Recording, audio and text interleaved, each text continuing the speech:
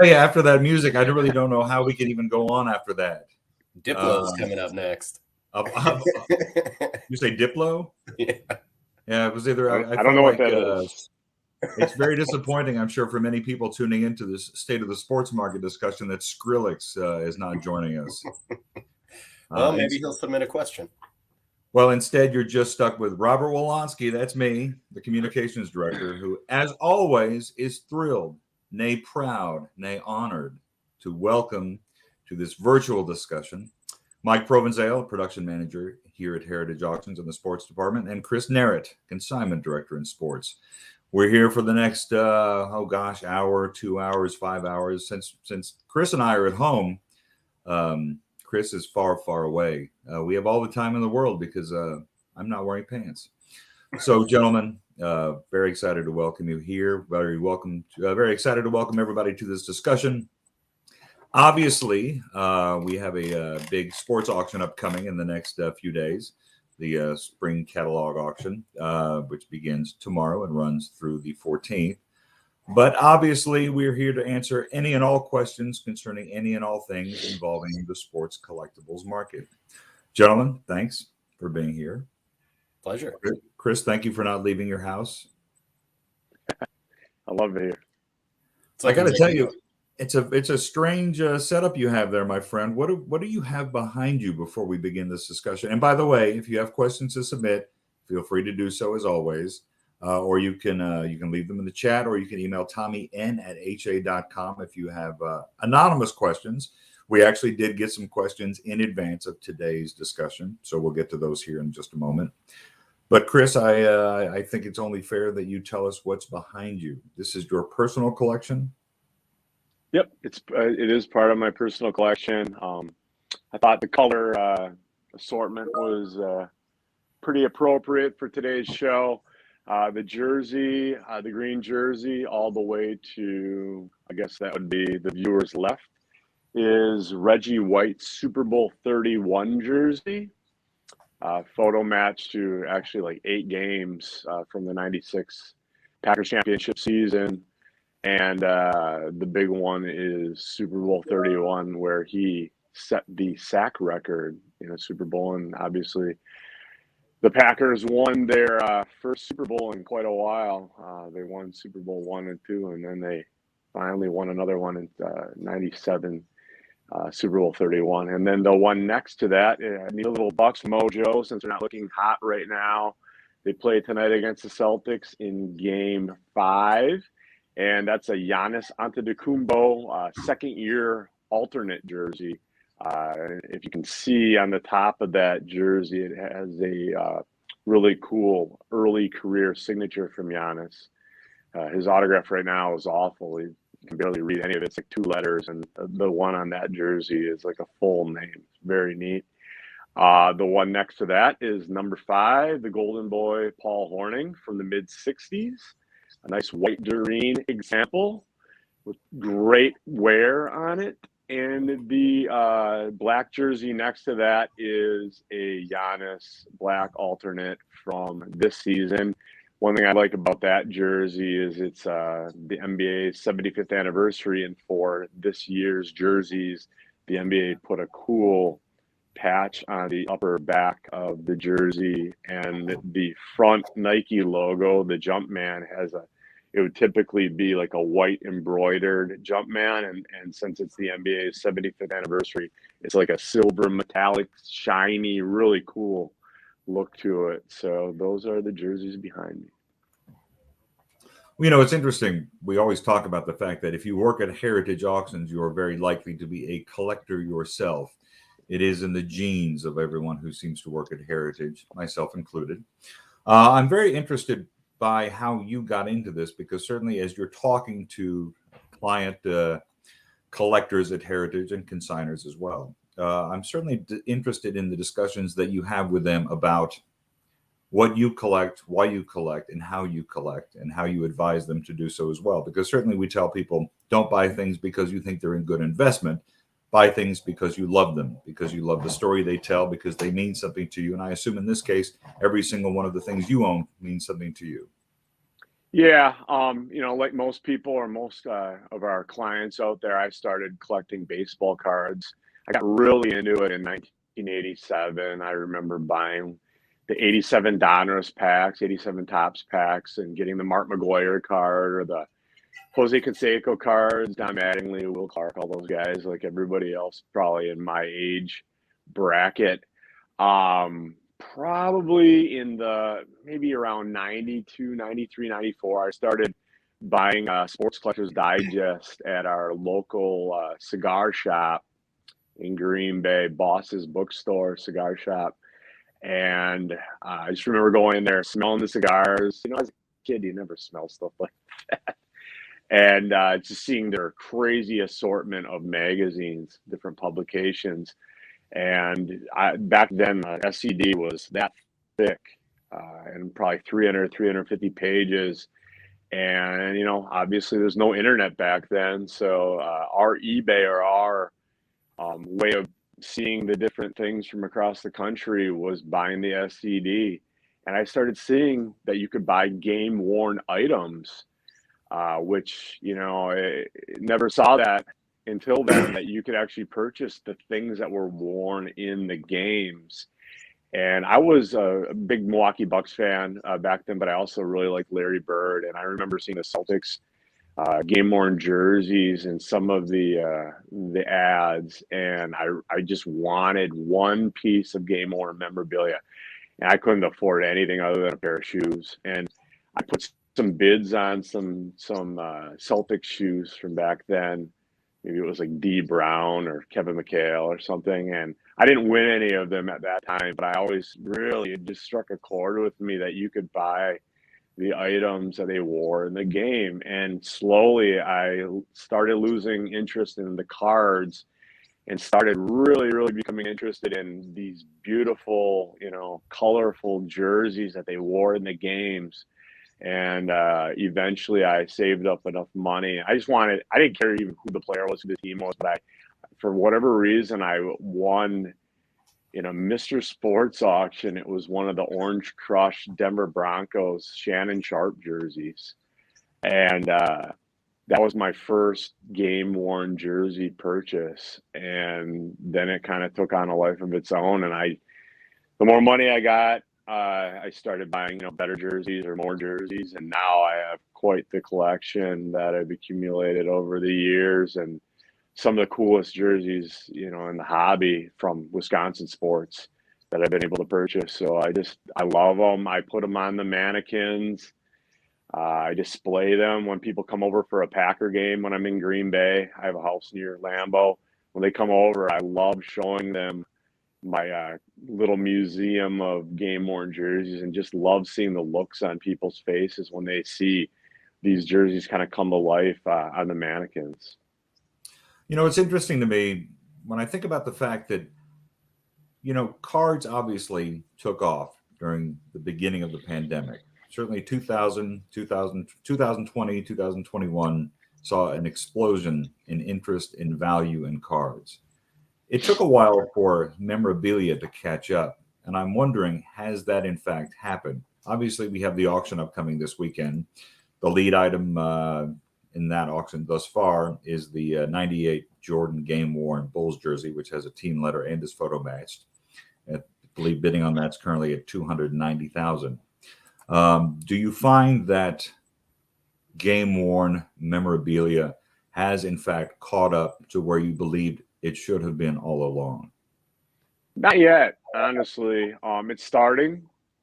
I think there's a lot of room. It hasn't seen the craze that tickets and cards have seen, especially the graded tickets and cards. I have my feelings why it's a little bit behind in that. People love slabbed items, and you obviously can't slab a jersey, right? It hasn't happened yet.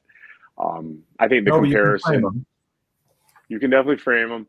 I think that the comparison to certified graded cards and tickets with jerseys is a jersey that ends up being photo matched. I think that grading a card or a ticket, it solidifies the authenticity and the condition report of those items. I think that photo matching is kind of the comparable.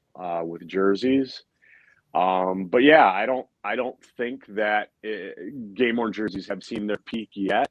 That said, jerseys have been a lot harder to come by for our auction. We don't have as many quality jerseys as we may have had in the past. I think a lot of people are saving them for the spike. I think that,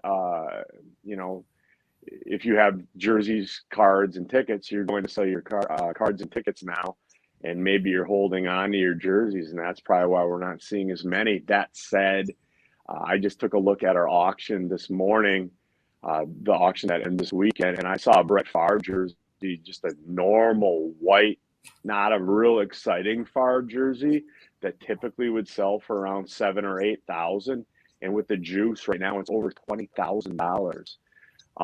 Just a normal, not a normal white Aaron Rodgers jersey, but just a standard, good, used it in good games. He had good stats.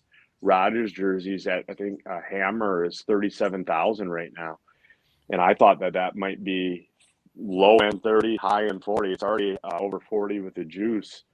So, and the Jordan jersey, 2-3 years ago, that jersey was 100 grand, 150 grand, maybe 200 on a good day. It's already well over 300 with the juice.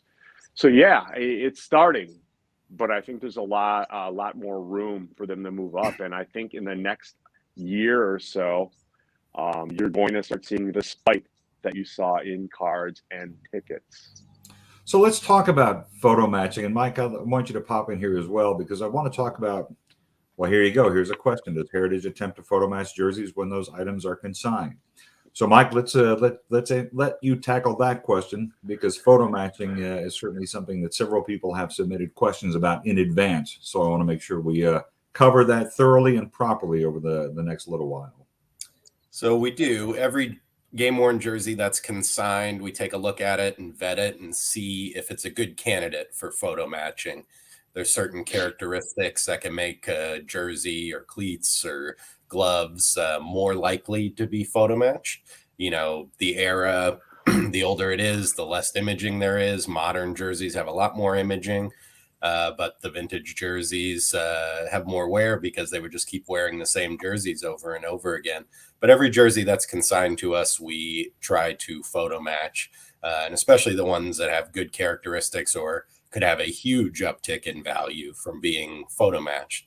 And you can see that in the auction we have up right now, that there's a large number of jerseys that are photo matched. I mean, obviously, when you get let's say we have the Ronnie Lott collection. Let's talk a little bit about that, because certainly Ronnie Lott, it's his collection, so you don't necessarily need to photo match it, because the provenance of that particular, where these all came from. Ronnie Lott himself. Especially when you have a legend like that, the collection comes from him, which gives it a lot of cachet already, and then photo matching it takes it to the next level. And you're always looking to see, was it a significant game? Did something important happen? And the Ronnie Lott 49ers jersey, he wasn't sure what game that was from when he consigned it, and then we were able to photo match it to the Super Bowl. So it doesn't get much better than that. Super Bowl victory, their rout of the Broncos. So that's a situation where, even though it came from the player, and this happens fairly often, they aren't sure what game it's from if they have a lot of material. And so we were able to nail it down to an exact game, and it doesn't get better than a championship game. See, I find this fascinating, because you do sort of, through photo matching, learn the stories of these particular jerseys. And I sort of wonder when that became sort of the norm, because certainly I don't think 5, 10, 15 years ago, photo matching was a thing people much thought about. So let's talk about the significance of it. And obviously, in the case of the Ronnie Lott, there are revelations that abound when one finds out the stories of that particular piece. When did photo matching become sort of the expectation among client collectors in terms of the things that they are buying? Yeah, not that long ago, actually. When I started at Heritage, it was rare to even try to get a jersey photo match, and there weren't actually photo matching companies when I started at Heritage, and that was about 13 years ago. I remember when I was looking to buy my first jersey, there was no photo matching back then. You would read an auction description, and very rarely would they even get into the exact provenance of the jersey. They would use terms like it has impeccable provenance or things like that, and it was the Wild West back then. A lot of the jerseys that were sold at auction back then weren't really game worn. They would, I don't want to get into why a company would say it has impeccable provenance, but a lot of those jerseys didn't have wear on them. They didn't really have impeccable provenance, I don't think. But it was just a marketing scheme by some of these places. And yeah, there was no photo matching back then. And like I said, there was a lot of maybe just game issue jerseys being sold as photo matching. So it's really taken on a different aspect of the hobby in the recent years. And I would say photo matching really got started maybe 8 years ago, 7 years ago. The companies started, I don't know when Resolution Photo Matching started or Sports Investors, maybe 4 or 5 years ago only. And they're the photo matching company leaders right now, I would say. So yeah, it's a very new thing. It's still transforming into maybe what it will be at some point. I think that we're just seeing it in its infancy, but it's exciting, and the hobby has really started to understand how important photo matching is. That said, I do have some jerseys even in my collection that I feel are 100% real. Maybe some white Doreen jerseys from the 60s being a football jersey. You just can't photo match some jerseys, especially white Doreen jerseys from that era. Mike mentioned that the photos weren't that common back then, especially clear photos.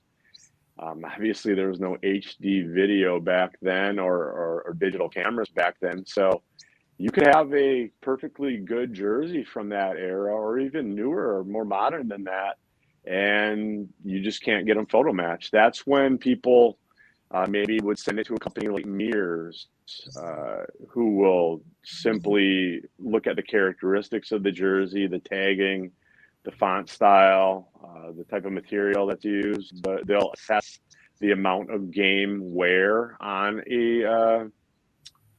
a jersey, and then they'll give it a number grade, being a 1 being the lowest, an A10 being the highest. So that's kind of how jersey authentication has taken shape over the years and how it is currently. Well, you walked right into one question submitted before we began this, which is what's the difference between a Mears A10 grade and a jersey that is simply photo matched? Yeah, I mean, the ideal scenario in my eyes is to have a jersey that is photo matched and also a Mears A10. That's kind of the ultimate.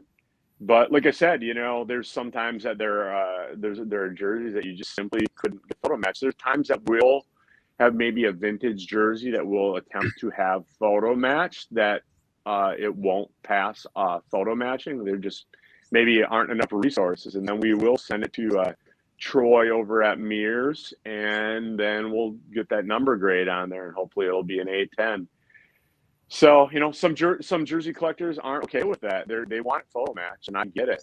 But, sometimes you can't have everything. And for me personally, in my collection, if I can't have a jersey photo match, but I really like the jersey, kind of like the Paul Hornung jersey behind me, couldn't photo match it, but I still wanted a Paul Hornung, so it became an A10, and I'm okay with that. Well, it's interesting, right, Mike? We just did the auction recently for Stand Up to Cancer, and the jerseys we got from Major League Baseball were authenticated by Major League Baseball. They have the hologram, they have they're numbered and so forth. Certainly, there is an effort and an understanding by professional leagues these days, just as there is, for instance, that Tom Brady ball that we're auctioning, the 624th touchdown ball in this auction as well, where the ball is has the number and has a stamp on it that says, so you can easily track in which game the ball was used or in which game that jersey was worn and what game in which it was played. So certainly it seems that there is an understanding from everybody that the further we get into the hobby, the more necessary it is to authenticate the collectibles that come from it. Yeah, that's been a big step. Having the leagues authenticate jerseys makes it a little easier for everyone, and the items like the ball there. That's a great advancement. You know, photo matching is the next advancement in technology, and as the technology has caught up with the hobby, it's made it easier to photo match things. And that's one thing, you know, like autograph authentication, we use PSA and Beckett, and you're relying on their expertise and skills. And they're essentially, if you're a collector, saying, yes, this is good, and it gets the LOA. But a photo match, any layman can look at the two images of the jersey and then the jersey being worn by the athlete and say, yeah, that's a match. You know, you don't need that expertise to look at something and see if it's a photo match. So it's makes it a little bit more level ground. And, you know, like Chris talked about, you know, with cards and things like that, that's a little easier to jump into if you're not as experienced in the collectibles industry. They're graded, there's comps for everything. You have the third-party authentication. And with jerseys, it's a little grayer, especially, you know, 10, 15, 20 years ago. So it was harder to get in and know what you were doing. You needed to have that knowledge or somebody to guide you, or an expert or an authenticator. But photo matching, you know, anybody can take a look at an item in our auction that isn't photo matched, go to Getty and try and photo match it themselves. They could do it. You know, you can't really do that with an autograph or other aspects of the industry. You know, it's interesting, and that brings us kind of to another question that was submitted before the event, and I'd like to read that. First of all, Chris, this letter writer, this email writer, hopes that you're doing well. So I just wanted to share that, because there are, in fact, some people who do want to see how you're doing. He's working from home. He's doing great. I do appreciate the concern. I'm thinning my hair. I can tell from the video, thinning right up in the normal places. People thin when they're in their mid 40s, but other than that, I'm feeling pretty good. My golf game was off yesterday, but look at that. I'm very sorry to hear that. Yeah, living the dream up there. All right, so here's a question. On what basis are the Heritage LOAs, letters of authentication, for game use issued? Specifically, I purchased a pair of Larry Johnson game use basketball shoes that was not able to be photo matched, but came with a Heritage LOA concerning its game use. I trust the scrutiny that went into the LOA, but I want to know what factors are considered to ensure game use and the legitimacy of the LOA itself. I think that's a very good and pointed question. Uh-oh. So, Chris, start over again. Your audio was you were muted for a moment. All right, I'm back. So I did hear your question, and yeah, I mean, I think that the Larry Johnson shoes kind of fall into the what I was talking about before. You know, sometimes you just can't photo match things, and as far as and sometimes we, you know, maybe an item won't meet the value to submit it to Mears for their authentication letter. I think in the case of the Larry Johnson shoes that viewer is referring to, they may have sold for around $500 or so. So in that case, a lot of times we'll write a Heritage Auctions letter of authentication for that particular item. And, you know, we kind of do what Mears probably would do. We look at the specifics of the shoe. You know, was that a style that Larry Johnson wore? Yes, it was. We would find comps of other Larry Johnson shoes that sold and make sure that the size was accurate. In that case, it was also. Then we also look at the wear on the shoes, and we want to make sure that the wear appears consistent with something of a star basketball player from that era, and that also matched. And then we also ask the consigner, you know, is there any provenance with these? And in that case, there was provenance. It was a season ticket holder with the Pistons, who probably had lower bowl tickets, and maybe formed some relationship with some of the ball boys or the players, and he was able to obtain the shoes in that regard. And I think all of those characteristics of those shoes we felt comfortable writing the HALOA, and that's what we would do for other items that maybe we didn't go the route of photo matching or mirrors. And you can see a lot of items in the game worn items in our auctions have the heritage LOA. And that just means we've vetted it internally. We have some great experts. It's a team effort, and we've been doing this a long time. So we document everything. We have a great archive, so we can look back at things similar from the same team, the same era, the same player, the same year, and compare them to those items that we've sold. So yeah, like Chris said, not everything has the value to get third-party authentication. But that's, we vet and authenticate everything. Most important to Heritage is that everything we sell is authentic and legitimate. And while we're talking about Larry Johnson, I have to mention a great photo matching point in this auction. We have a Larry Johnson jersey from 1999 when he was with the Knicks. It has the NBA Finals patch on it, which is very exciting. So we knew it was from the finals. But then we looked into it a little bit further, and we were able to photo match it to Game 3 of the Eastern Conference Finals when he hit the 4-point play to beat the Pacers, which is one of the most famous moments in Madison Square Garden. So an example where photo matching, even though we knew it was from the finals, we were able to photo match it to, you might say, the greatest moment in his career professionally. It's fascinating to me. When I was a kid, I'd spend all these hours in card stores, and they'd always have the memorabilia, the framed jerseys, the framed photos, the autographs, and all that stuff. And I sort of wonder what photo matching and authentication has done to folks' interest in that sort of part of the collectibles market, because I would assume that because so much of that is happening in Heritage and in the auction world, that is sort of warning people that you'd be less inclined to want to buy something that's hanging on a wall in your mall, right? Yeah, I mean, you always have to be careful about what you buy. I would say a lot less people are framing jerseys now. Personally, I like how they look in Nerat's collection there. On the Nerat's a big mannequin guy. If you need a mannequin line, he can provide you with that. But I think that looks cool. You can see it. Yeah, I mean, it gets lonely here in Green Bay once in a while.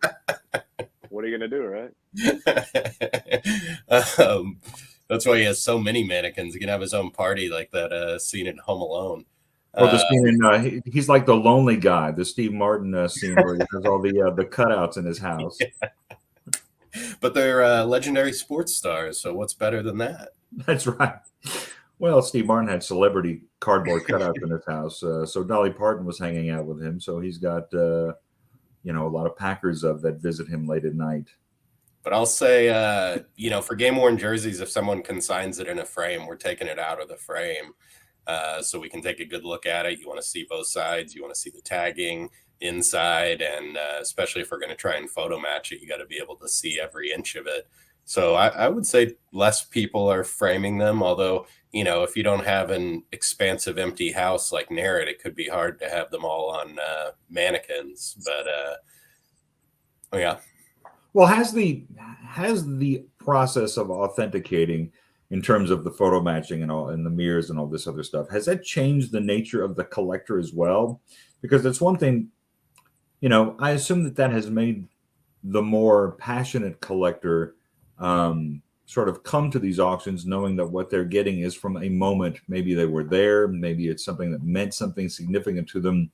It's one thing to get something that was worn by your hero or simply signed by your hero.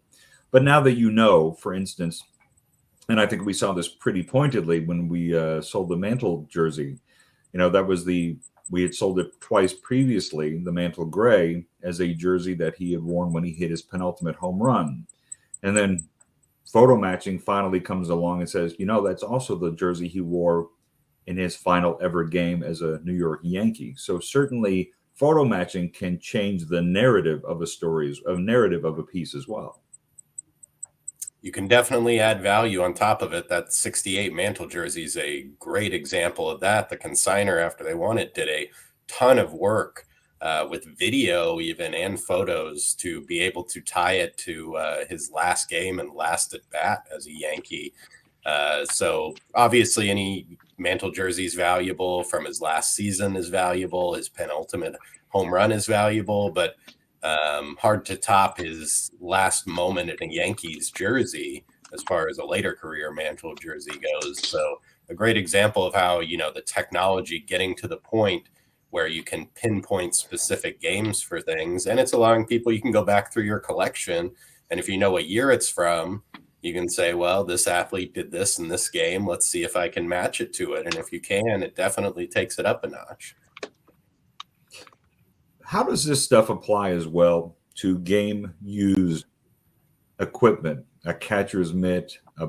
Certainly bats have their own authentication in terms of how we deal and talk about them. But how does all of this apply to? We talked about shoes a moment ago as well, hats and other things along those lines. Those things can be a little harder to match, but also are a little harder to authenticate. So getting a photo match on something like that, a bat, John Tavi will photo match bats now. That definitely makes it easier for collectors to know that an item is legit and when it was exactly used, which lets them bid higher. We have some Muhammad Ali fight-worn gloves in this auction. They're part of the Joe Garagiola collection. So they came from him. That's good provenance, but Sports Investors was able to photo match them to the Norton fight. So that just lets you know for 100% certain that those are the gloves that's from. And, even if a player says something's from something or they signed a certain date, generally it's accurate, but not always. I'm sure Nerat has run into a few instances where even though it's signed with a certain date by the player, it doesn't necessarily match up. But, when you're looking at the photo of when it was used in front of you, it eliminates all that doubt. And ultimately, that's what collectors want, is to be 100% certain that their item is what it's purported to be. All right. Here's a good question. I think it's really exciting. And Go ahead, Chris. I was just going to say, I think it's really exciting, kind of touching on that. There are various times where I've purchased a rock solid photo match jersey that was photo matched to just maybe a normal game. And then I did my own research and tried to photo match the item to other games. And sometimes you can match them to a real special game. And then you just see the value just shoot up. And that's, as a collector, that's kind of the coolest thing that you can do. I purchased that Reggie White jersey. It was photo matched kind of in the early stages of the photo matching world by a different company. And it was photo matched to just a normal game, just a standard game. It was matched to the Detroit Lions game in '96, and I was able to photo match it to the Super Bowl. So it went from being a $20,000 jersey to a six-figure jersey. That's like winning the lottery. Tommy, you want to share that question? What is your advice for storing game-used jerseys? Hang in a plastic bag in a closet, lay flat, or I just assume put on a mannequin and ring them around your bed, as I know you do, Chris. I'll let you field that one, Nerat. You're the expert there. So can you read that again? I can't see it, and I was. What is your advice for storing game-used jerseys? Hang them in a plastic bag in a closet, lay them flat, or wear them to bed at night, as I assume you often do. Yeah, I mean, if you're trying to just make sure that it stays in the condition that it should be in, to me, you don't need to wear white gloves when you're handling a jersey. You don't need to keep it stored in a drawer in some archival box or something. Unless if you have it in a real damp area with sun just shining like crazy on it, I think you can kind of store it however you'd like. If you put it in a frame, the framer is going to have to mount it on a backing board somehow. So they are going to have to put little holes in it. They stitch it in there, or however they're going to do it, staple it in there. I've seen some jerseys that were glued on backing board. You definitely don't want to do that. But I like to when I'm displaying my jerseys, I love putting them on mannequins. It's a more three-dimensional way of doing it. You can flip the jersey, to the front or the back. You can't do that when they're in frames. But if you're really, really being cautious, keep it in a cool, dry place, a dark place, I guess, if you don't want any fading to occur. But I haven't really seen jerseys get faded too often, even if they're kept in sunlight or anything like that. So you just be careful. But I don't. It's not like a card. It's not paper. It's not like a ticket.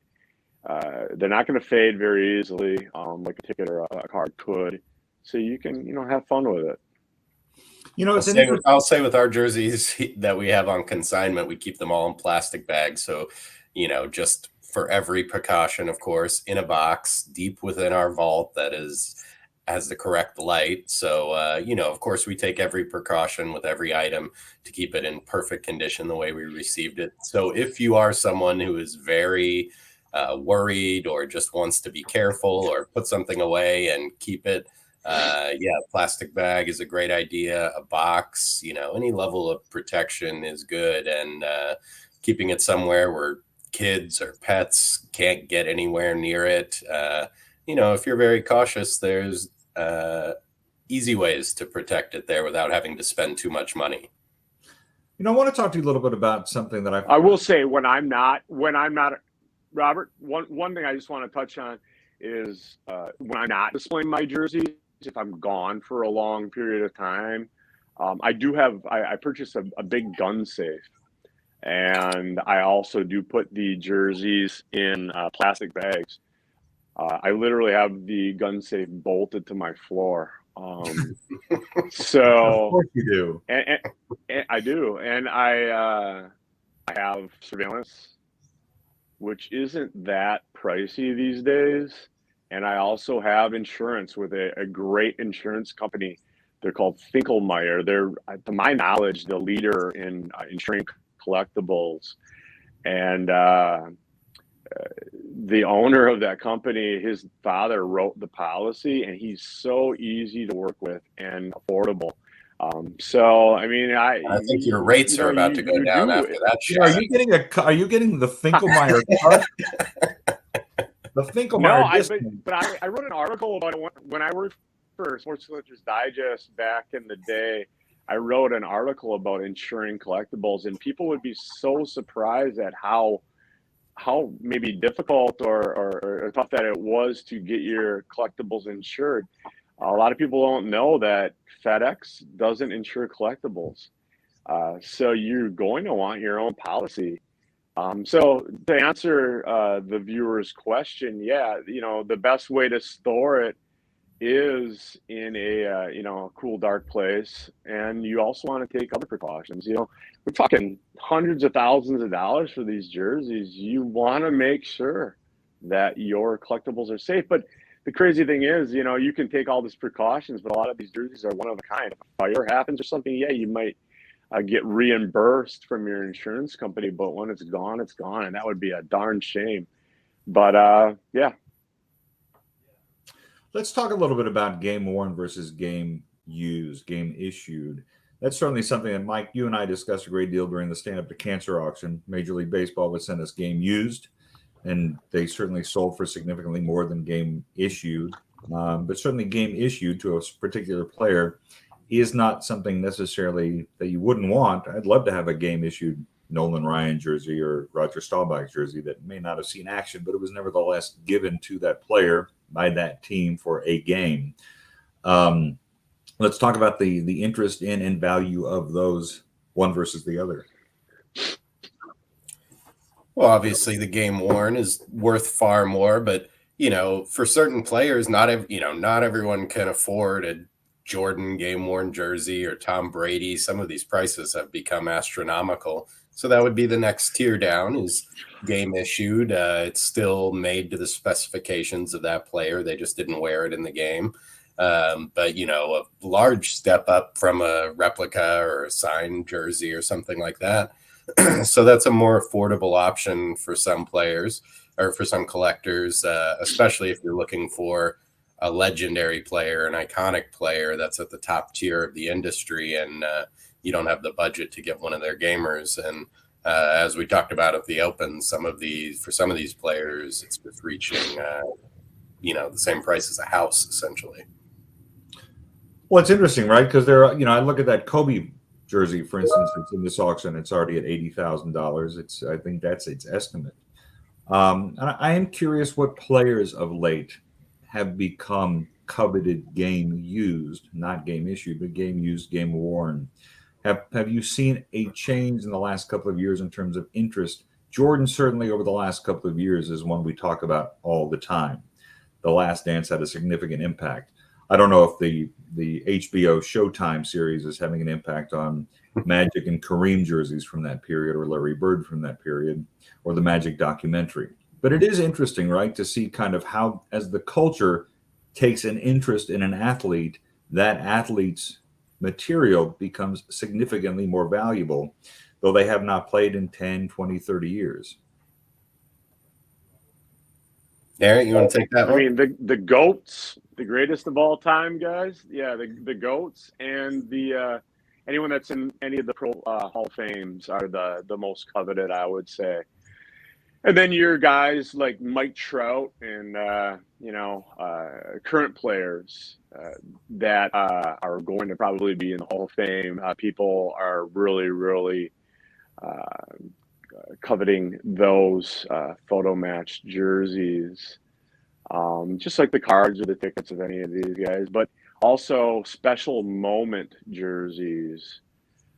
Anything like Mike was saying, the Larry Johnson 4-point play jersey, he's not a Hall of Famer. He was a good player, but a special moment in time. People really go crazy over photo match jerseys like that. So that would probably the George Brett be the best way to answer that question. We sold a few years ago. That's a good example of, that's a moment everybody remembers. It's not, George Brett wouldn't consider it one of his best moments, I'm sure. But, for collectors, they paid a premium for that, because you put that up on a mannequin and just tell people pine tar when they look at it and they know the whole story.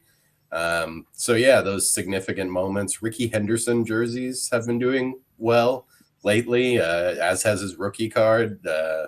He's a GOAT of what he did, lead off man. But, yeah, Mike, you raise an interesting point. Is the popularity of a player's jersey concurrent with the popularity of a player's card or photograph or other things that are collectible related to that sport or that player? Is a Kobe jersey doing as well as a Kobe card? Does a Jordan jersey do as well as a Jordan card, and so forth? Because we had talked for so long in doing these discussions about how cards were through the roof, and we couldn't understand how the memorabilia had not surpassed it, since these were often the truest one-of-ones in these particular players' arsenals. So I do sort of wonder if you see a correlation between their cards and their collectibles. 100%.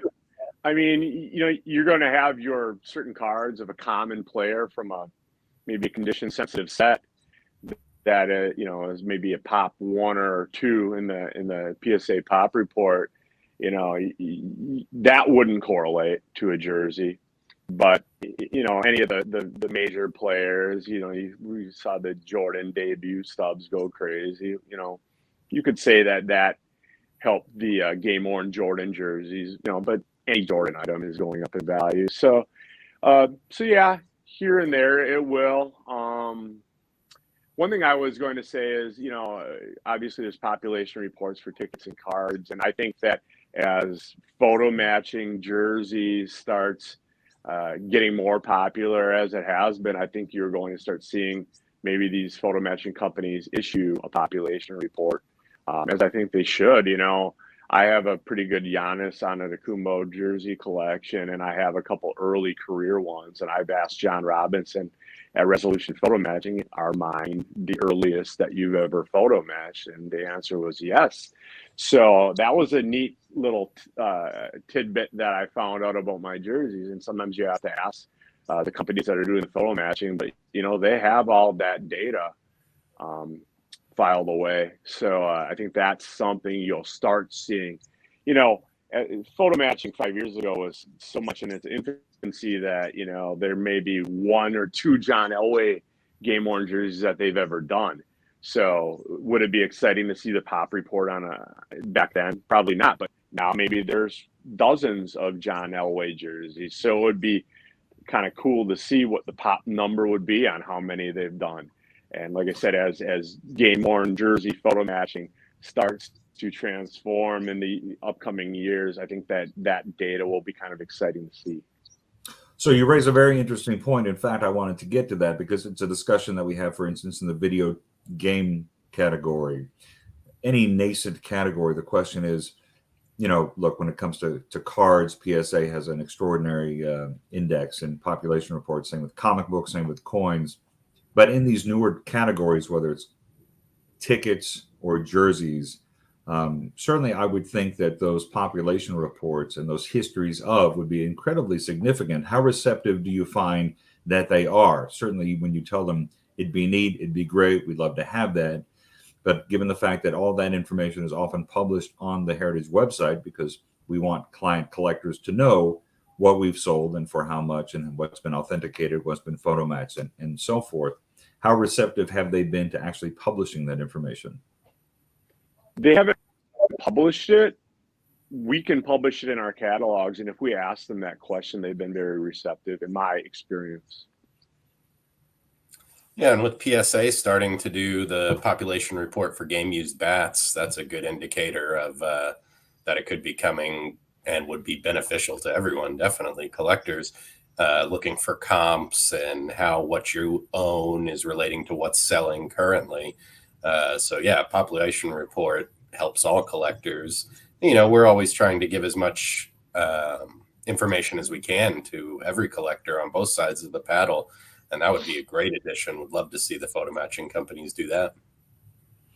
Tommy, I saw you had a question up there a moment ago, but what do you think Larry Johnson will go for, by the way? I know it's hard to predict because everything is worth what two people think. What is it it's at worth. right now? 7,700. It's going to go over 10, I think. Knicks is always a great team, one of the landmark franchises in the NBA, and that's just an incredible moment that everybody remembers, even if you're not a Knicks fan. That shot of the Garden erupting after the shot went in and the foul was called. So that's a very cool one. It wouldn't surprise me if it went a little bit over 10, which is a great price for a Larry Johnson jersey. I think it's 15 to 20 all day long. You get a Knicks guy that was at that game and, has a little bit of money to spend on a jersey. I think that, you get a couple guys like that and it's going to have a nice little bidding war at the end.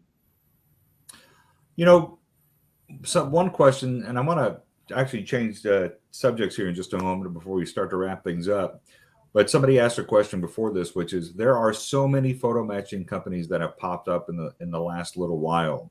Are there ones that you prefer? Are there ones that you direct people to more than others? Or is it, again, where we come back to send the cards ungraded and send them raw and we will get them graded?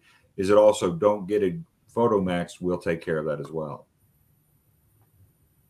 Well, we do take care of the photo matching. If you're going to sell it and you're consigning with us, we'll take care of the photo matching. If there's a certain company you want used, we, of course, take input from all the consigners. We use Resolution Photo Matching, Sports Investors, and MyGray as well. And it kind of depends on the jersey and sport, the era, but we pick what we think is going to be best for the consigner. Of course, that's a great thing about consigning to auction. We're on the same team. We want it to sell for as much as possible, and we're not interested in wasting consigners' money on trying to get things authenticated or photo matched that aren't going to work and aren't going to increase it. But I would say those are the top 3 companies right now. Those are the ones that we use. But yeah, we do all the legwork, all the submitting, the imaging. So if you're planning to sell it, you don't have to do that on your own. We'll take care of it for you. Chris, do you have one that you use, or is it again era specific, sports specific, Uh, player specific? I started using resolution photo matching, and that's pretty much the company that I've been sticking with. On certain occasions, I will have a migrate letter or a sports investors letter, but as a collector, you want to usually keep things kind of uniform, and I don't want a bunch of different LOAs. I display my LOAs with my jerseys, so it would kind of look strange to have a bunch of different ones, in my opinion. So I kind of stuck with one company, but I think that Sports Investors does do a good job, and Migrate definitely does a good job, and they've been around probably the longest doing it. But I really, really do like Resolution, how strict their standards are, and like I said, I like to keep the LOAs when I display them in a uniform fashion. Colin Green asks, "What are your thoughts on a Tiger Woods worn golf shirt?" My thoughts are very positive. I would much love to have one in my collection, especially a Sunday red photo match Tiger Woods. Those I could see one of those photo match one selling for $50,000-$100,000 right now. When not that long ago they were probably in the $15,000 to $20,000 range. I believe we have a red Tiger Woods match used polo in our current auction. Unfortunately, we couldn't photo match it. It's kind of the plain red polo with not a lot of there aren't mesh holes on it, there aren't a lot of scuff marks or anything like that. It comes with the authentication from Upper Deck Authenticated, who he was exclusive with and still is, I believe. If that was a photo matched example, that'd be $50,000-$100,000. What is that at right now? I can't see on my little 20. phone. It's a 20. It's at 20 right now, and it's not photo matched. It's a pretty solid price. It'll probably go up quite a bit more. So yeah, what are my thoughts? I think it's awesome. Tiger Woods is a great one because obviously his material was at an all-time high, and then it had a huge dip after the incident with his wife and the infidelity. That really hurt the value, but then it came roaring back when he won the Masters, and then even participating in the Masters has given it a nice bump. And for golf, that's a cool item. There are not many, if you look through the entire history of golf collectibles, very few match-worn items from legends out there. And they're hard to authenticate, especially after the fact for the older guys. So having the Upper Deck authentication from Tiger, you're going to need provenance for something like that. And like Chris said, if you can photo match it, that's the cherry on top. But yeah, anything Tiger's worn in a match, especially if it's a major or significant match or a win, is going to have amazing value. That's interesting. That does raise a question that I was kind of wondering about, which is, are there sports, are there players, are there items that are sort of, I don't want to say holy grails necessarily, but certainly to have a Jack Nicklaus or to have a, I don't know, Hulk Hogan's game match worn trunks. Certainly, I would assume that there are certain pieces from certain periods and certain athletes who you've not seen much of and would expect to and would hope to see somewhere down the line. Wrestling ones would be great. I don't think there's very many out there. A situation where they weren't held on to, and afterwards they may have been disposed of. We've only seen a few, but wrestling is an area that is growing in value. So those would be very valuable. Anything anyone wore at a WrestleMania would be an awesome item. Would love to see that. But any, jersey or item from a player's iconic moment, those are the things that are really going to start skyrocketing in value, I think. If you're talking about, Luka's first game, Kobe's 81-point game, jerseys like that, that's really where the separation is right now. Like the Jordan jersey we have from his final season, those are doing astronomical prices. And, the other game worn jerseys, I think, are going to catch up. So now's a good time to kind of start investing in things that you think have a great future. We've got some fantastic gamers up right now, and they aren't tipping the six figures yet, but it's a genre that over the next few years could really start to see an increase in price. Speaking of wrestling, I'm currently wearing Fritz von Erich's wrestling trunks from the use of the Iron Claw. I wear them frequently around the house. So we sold some Kerry Von Erich match-worn boots a few years ago. That was a very cool item, especially cool. Especially if you're from Dallas. That was you could definitely say an icon. They look great sitting here next to me. So. Yeah, I'm sure. Before we wrap this up, Chris, I want to talk about the. Oh, look at those! Boom. There they are. How about that? $5,100, man. When was this? 2019. It was a year before I came to Heritage. Pre-pandemic. Dang it! Those are beautiful. Yeah. There could be a lot of that wrestling stuff out there somewhere that just people haven't discovered it or thought it's valuable. But we've got a great wrestling demographic. So if you have something like that and you want to find out what it's worth, give us a call. We'd love to hear about it. Before we wrap this up, I want to switch gears and I want to go back to the Tom Brady ball that we showed a moment ago, because Chris, you brought that in. It's an incredible story, and I want to make sure that people know a little bit about Janice Green and her Tom Brady ball before we wrap this up, because it is, for those who do not know, this is the ball that would have been the ball that held the record for the most touchdowns thrown by. It is the record right now. What's that? It still is. It is the record right now. It's number 624 because obviously we only count regular season games for the touchdown record. So it's number 624, Brady to Mike Evans. But certainly it has an incredible story behind it. And Chris, I'd like for you to share just a little bit of it before we wrap this up.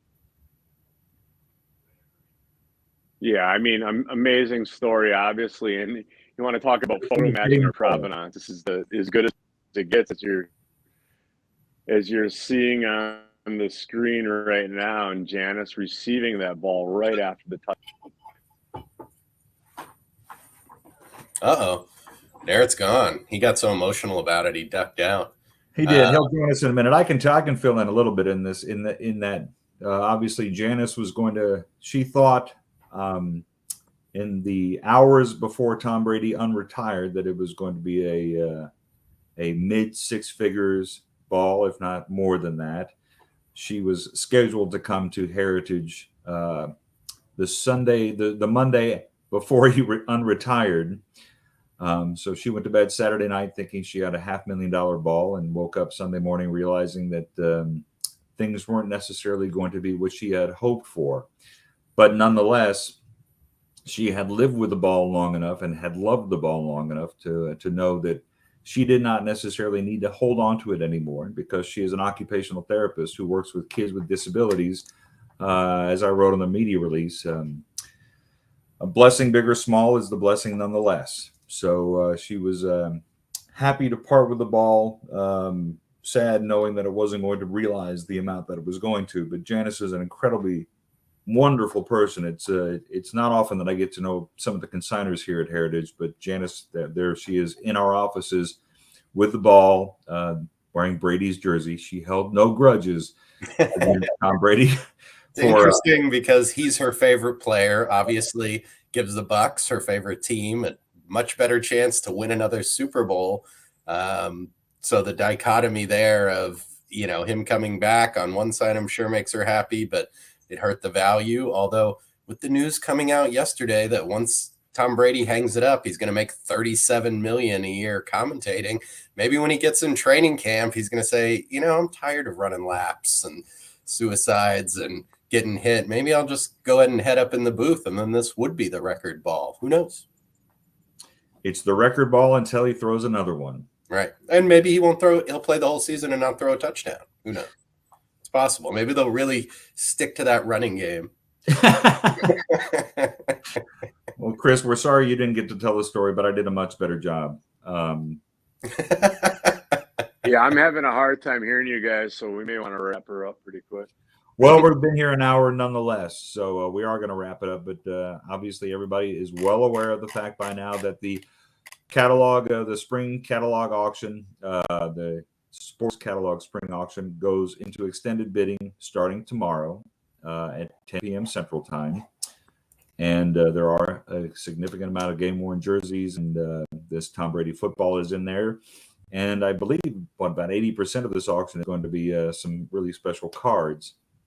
Right, cards close tomorrow, and then memorabilia will be Friday night, and then the final session, which is cards and memorabilia, will be Saturday.